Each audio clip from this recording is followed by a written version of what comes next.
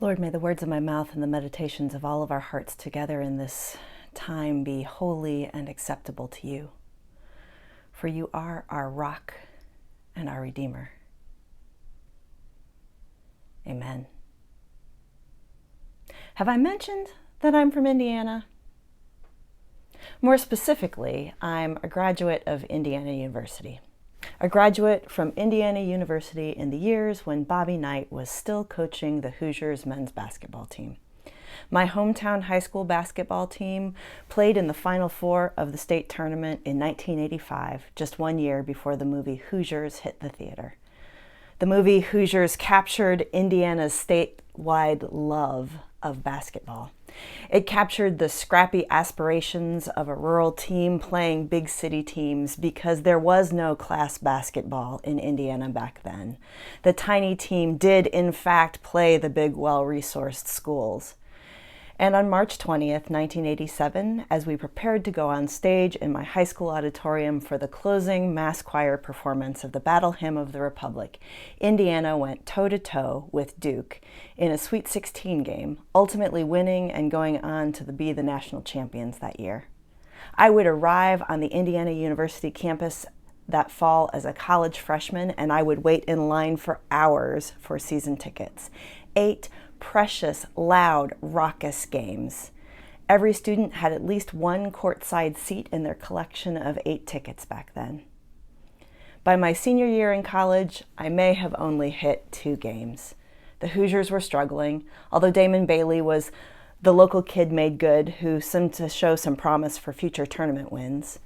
My IU custom license plate as I graduated was IU 26. His jersey number, snagged because I was working for the Alumni Association, a darling student assistant of 3.5 years who could bat her eyes at the program manager. I was a fan of IU basketball. It was a lot of fun. I learned a lot. Today I get excited about tournament season. I still love March Madness. My husband's a Duke grad, and my longstanding commitment has always been that I am ABD. Anyone but Duke. But even this year, I had decided that life was short and circumstances were hard, so I was even going to cheer for Duke during tournament play. I would put on a Duke cap and play along if the opportunity presented itself. I have been a fan of college hoops. Like I said, it was fun. I learned some things, like the importance of zone defense, which served me well as the mother of 3 kids. But I can't say I am committed to basketball. I can't say that it has shaped me throughout my life. I can't say that it is central to how I live my life day by day. I'm a fan, that's all.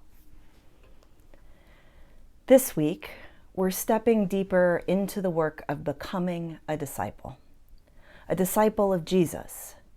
Not just a fan, but a true follower, one who follows the life and teachings of Jesus.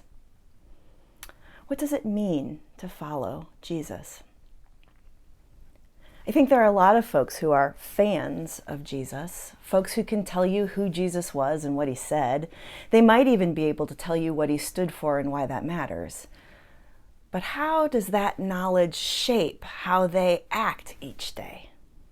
Do they actually let what they know and love about Jesus become part of who they seek to be in the world? I think there are a lot of fans. I think there are significantly fewer followers.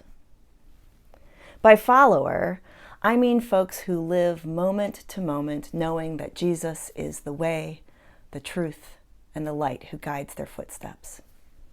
Following requires seeking. It requires some knowing. It requires a lot of discipline. It requires regular checking in. It requires trust. It requires faith. It requires learning and growing and acting from that learning and that growth. It requires finding accountability with others. Last week, we explored Jesus' question, "Who do you say that I am?" This week, we're turning to John's Gospel. And it's important to set our reading for today in context. This is part of a long farewell conversation that Jesus is having with his disciples. Gathered together, Jesus is calling the disciples into the next way of being with him, even if he won't be with them in ways which they have grown accustomed. But the disciples are struggling to understand what it is that Jesus is actually saying to them. Just before the verses that we read for today, Jesus has insisted on washing their feet. He's told them that they would betray him in all sorts of ways, told them that he would be with them just a little while longer, and where he's going, they cannot come. And he's given them a new commandment, to love one another, just as I have loved you. And you have to remember when he says that they have to be thinking back to the foot washing that just happened. Just as I have loved you. Because I'm not going to be around much longer, at least not in this way. Not walking and talking with you and showing you how to live in the flesh. Imagine how disorienting that might have been. And so this is the backdrop. Lots of hard and disorienting information from Jesus to his followers as we enter into today's text.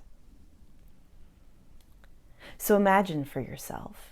Here's Jesus standing before you, having just told you that something bad is going to happen and that as a result, he's not actually going to be around. But hey, friends, Jesus says, you know me. You've heard what I have to say. You've seen how I treated people. We've done this work together. You've grown to trust me in the flesh. I will go and prepare a place for you. Can you imagine their confusion? Thomas has the first, yes, but how will we know how to find you? We can't even quite grasp what you mean when you tell us that you will only be with us for a little while longer. If we don't know what it means that you are going somewhere, let alone where you are going, how will we know and follow you? And Jesus' assurance to him is just more of a mystery. Trust, Thomas, that I am the way. So long as you know me and follow me, you will know how and where. You will follow me in this way and stay connected to me. Following will be natural for you because I will be the way for you. Oh my, I suspect that actually didn't clear anything up for Thomas. And then Philip launches, asking for some kind of proof that Jesus is who they suspect. If only you will show us the Father to which you keep referring, we will finally know something, Jesus, about who you really are. And I suspect by now that Jesus is getting frustrated. Are you not paying attention?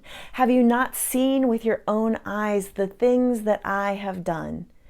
Have you not heard these things that I keep teaching? Do you not understand that these actions, these teachings are God's actions and God's teachings? In John's Gospel, Jesus is regularly encouraging his followers to pay attention to what is right in front of them, right here and right now. They have what they need in him, with him. When they are thirsty, he has told them, I am living water. When they are hungry, he tells them, I am the bread of life. What you need most is right here.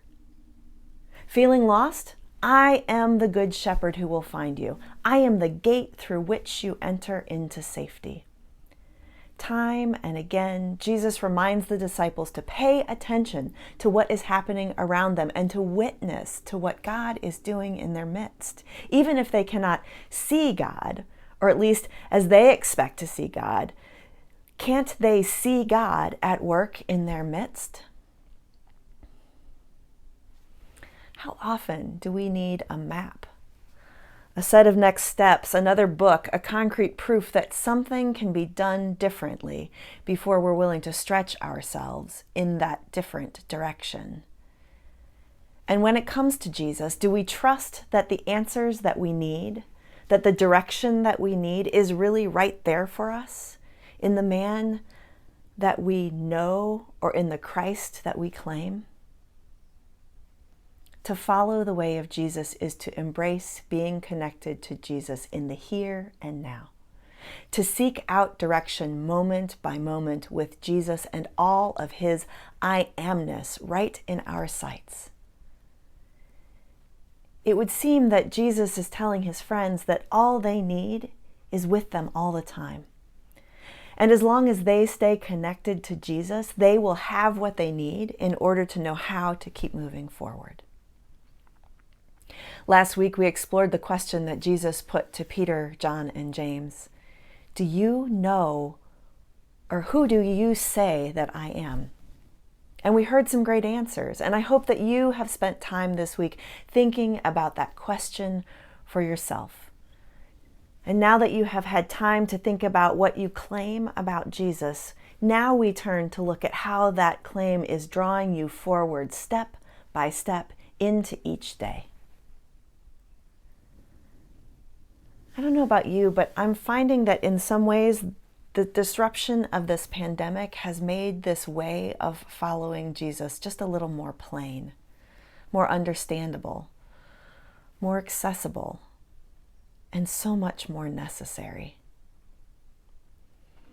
I mean, when we think about how everything we think that we know has been turned upside down, we kind of have to show up to what is right in front of us, don't we? On a particularly hard day this week, I was commiserating with some friends, and someone quoted the song, "You can have all this world, but give me Jesus." Yes, yes. In the midst of hard things, give me Jesus. But not just in the midst of hard things. Because that is one of the differences, I think, between being a fan and being a follower. A follower is seeking not just when it feels good or right or necessary, but every single day, even when all seems right with the world, turning to Jesus. Maybe we find ourselves working hard to follow something or anything that we can know and trust right now in all of the uncertainty. So we start with last week's question, who do you say that I am? But then daily, moment by moment, what does this situation require of me? And in light of my answer about who I say Jesus is, what do I know? Who is in front of me right now that needs service and love? Where are the meek and the downtrodden in this situation? And how can I be the hands and feet of Jesus to them? What does the Lord require of me? What does justice and mercy look like right now? Who do I say that Jesus is, and how does that speak into this moment? Our work in this lifetime is to move past being a fan, to move past occasional situational enthusiasm for Jesus, and to move toward being a follower who finds the way each day and each moment, step by step, in the footsteps of Jesus. May it be so. Amen. And so this week, like last week, there is work. Because we're not just fans. There is always work in this direction of following. Because everything we do ought to be guided by who Jesus is and how we answered last week's question. Who do you say that I am? So this week, I ask you to ponder this.